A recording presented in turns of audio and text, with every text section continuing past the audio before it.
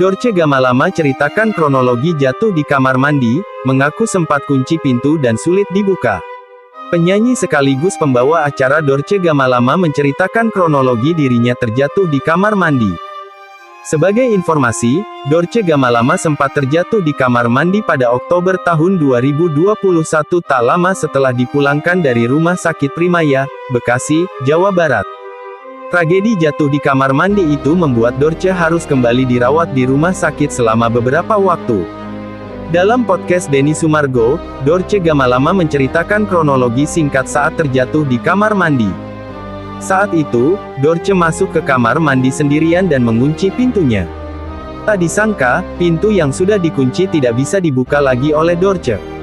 Saya masuk ke kamar mandi, saya kunci kamar mandinya, selesai kunci terus saya enggak bisa buka-buka, kata Dorce dikutip Kompas.com dari YouTube Curhat Bang Denny Sumargo, Minggu, tanggal 23 Januari tahun 2022. Dorce berusaha memanggil anaknya dengan cara mengetuk pintu kamar mandi dari dalam.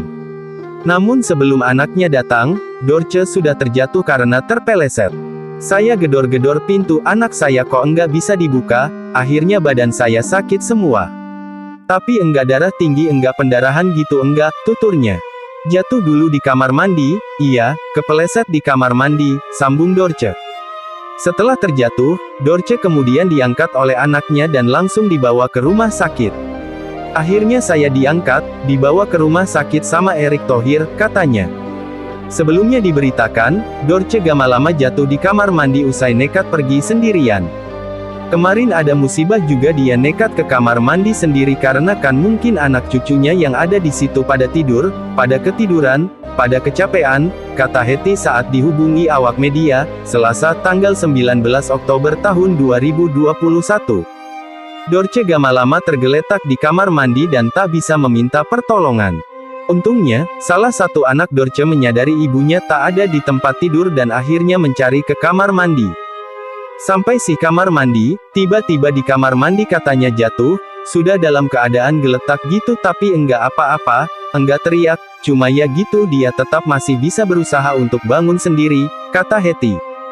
Dorce Gamalama telah menjalani masa pengobatan selama 4 bulan terakhir.